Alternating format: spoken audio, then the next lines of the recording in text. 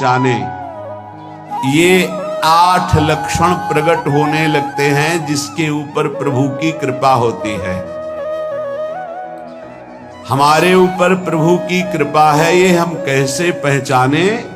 तो ये 8 लक्षण प्रकट होने लगते हैं जिस पर हरिजू की प्रियाजू की कृपा है।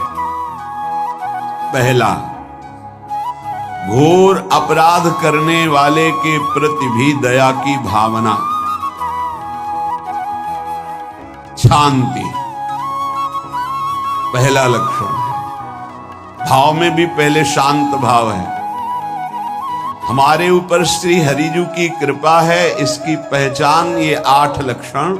पहला, शांति, अर्थात घोर अपराधी के प्रति भी गुस्सा ना क्षमा करना, ये हरि की कृपा का लक्षण है। देख लो भाई, घोर अपराधी शब्द तो जाने दो, जरा सा प्रतिकूल हो जाए तो लाख समझाओ पर भ्रकुटी तनी रहती है। भला ऐसा है? अपराधी पर भी क्षमा का भाव होना, ये हरि कृपा पात्र में ही होगा, अन्य में नहीं। तो अगर अपने हृदय में ऐसा लगे कि ऐसा नहीं है तो हरिजू से प्रार्थना करनी चाहिए कि कृपा करो मेरे में सामर्थ्य आवे। दूसरा, अनुसूया, वो किसी भी के प्रति कभी भी कोई दोष दर्शन ही नहीं करेगा। दोष कथन, दोष श्रवण की तो बात जाने दो। अनुसूया, दूसरों के गुणों में दोष ढूंढना, ये नहीं होता। हरि कृपा पात्र में नहीं था। ये सब भजन के नाश करने वाले, जैसे पहला अपराधी पर क्रोध कर देना, माया ने भेजा इसीलिए था कि तुम्हारे साथ व्यवहार ऐसा करे कि तुम क्रोध करो। क्रोध करोगे तुम्हारी ऊर्जा शक्ति नष्ट हो जाएगी, अध्यात्म में जो चलने की थी। और कहीं तुमने संकल्प कर लिया तो भजन शक्ति नष्ट हो जाएगी। तो अगर भजन बल है तो गया, जरूर उसको दंड मिलेगा, पक्का मिलेगा, 100% मिलेगा, लेकिन आप खाली हो गए। ना भजन करने की वृत्ति रहेगी और ना भजन रहेगा, दोनों बात। अनुसूया, किसी के सद्गुणों में दोष देखना, गुणों में दोष ढूंढना, ये हरि कृपा पात्र में नहीं होता। ये बहुत मंगलमयी बातें हैं जिससे हमारा भजन मार्ग पुष्ट होता है। तीसरा, वो बाहर से और भीतर से पवित्र रहता है, हरि कृपा पात्र। शौचाचार का ज्ञान होना चाहिए, वस्त्र आपके पवित्र होने चाहिए, ये बाहरी जल रज आदि के द्वारा बाहरी पवित्रता, और निष्कपटता, निश्चलता, सत्य भाव, ये अंदर की पवित्रता है। अगर कपट है, छल है, असत्य है तो हृदय मलिन रहता है। भीतर और बाहर से पवित्र रहना, इसमें खास बात क्या है? भीतर और बाहर से पवित्र रहने में, भीतर और बाहर से सदैव पवित्र कौन रह सकता है? तो बोले, जो पुंडरीकाक्ष भगवान श्री हरि का प्रियाजू का स्मरण करता रहता है, वो शवायाभ्यंतर शुचि, वो बाह्य और अभ्यंतर दोनों से पावन रहता है।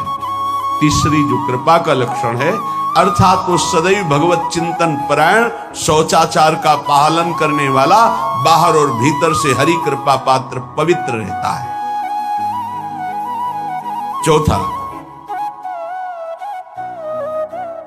ऐसे कार्यों का अनुष्ठान न करे जिनमें हमारा भजन छूटता है, जिनमें सत्य छूटता है, जिनमें भगवत भाव छूटता है। जैसे आपके ऊपर कृपा हुई, आप भगवत मार्ग में चल रहे हैं, अब आप ऐसे सांसारिक कार्यों का अनुष्ठान कर रहे हैं जिनमें आपकी चित्त वृत्ति बिल्कुल भगवत विमुख हो रही, तो जीवन का लाभ क्या होगा?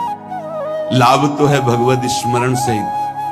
कल एक ने प्रश्न किया कि मैं खाता तो नहीं लेकिन मांस के दुकान में मांस बेचता हूं, होटल आता, क्या उचित है? ये उचित कैसे हो सकता है? तुम और भी तो व्यापार कर सकते हो।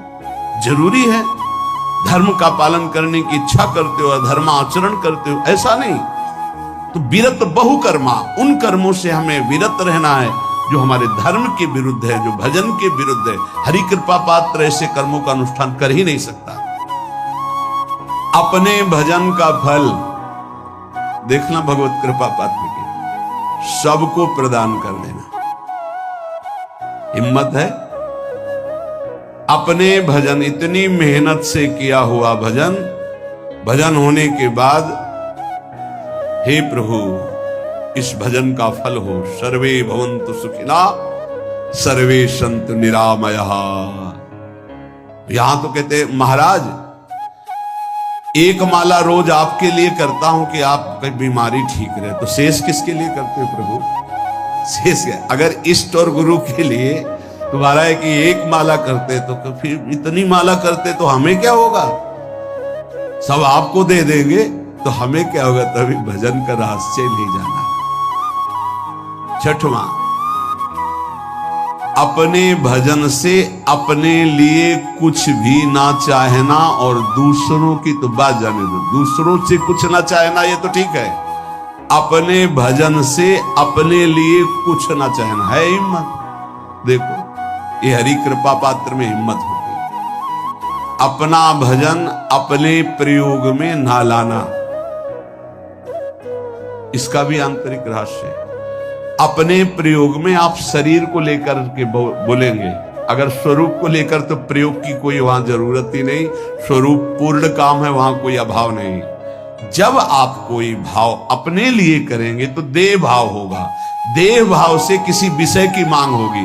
विषय पूर्ति भजन का फल नहीं होता, भजन का फल होता विषय निवृत्ति। बहुत जोर की बात है, कैसे समझें? अपने भजन का भी फल अपने लिए नहीं, दूसरों से कुछ चाह रखना तो बात ही जाने दो, भजन से भी कोई अन्य सुख की चाह नहीं हुई। क्या चाहिए?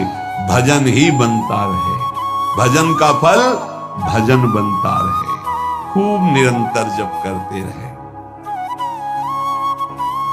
सातवां, किसी भी मान सम्मान कीर्ति पद प्रतिष्ठा के मिलने पर हृदय का असंतुष्ट हो जाना,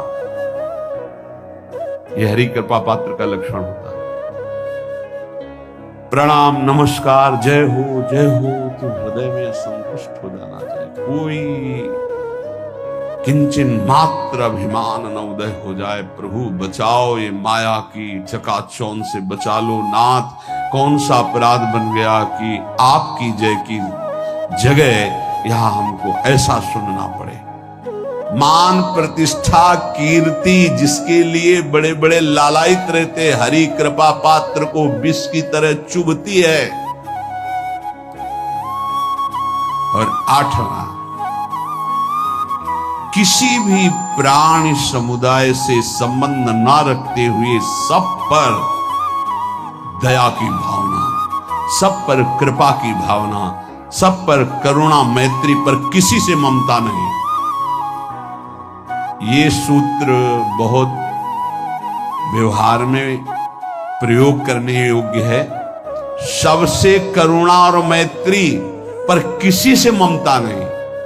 करुणा तो करी भरत जी ने, मैत्री भी की मृग से, पर ममता रहित नहीं रहे। ममता कर ली तो अगला जन्म हिरण का हो गया। ममता नहीं रखी। निर्ममो निरहंकारा, करुणा मैत्री तो करनी है, जैसे इसमें आदेश है, गीता में जी आदेश है, अद्वेष्टा सर्वभूतानां मैत्रः करुणैव च।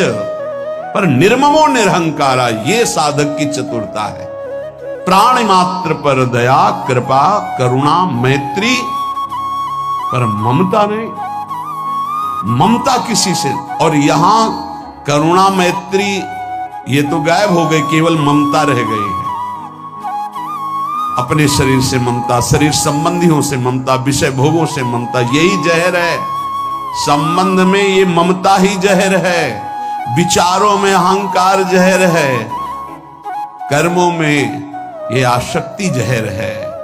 इसी जहर को मिटा दे तो जीवन मुक्त महापुरुष कर्म करते हुए, विषय सेवन करते हुए, वार्ता करते हुए, विचार करते हुए, बिल्कुल जहर रहित उसका जीवन हो गया। तो ये 8 बातें हरि कृपा पात्र में होती हैं, इनको बार बार सुनना, हृदय में धारण करना।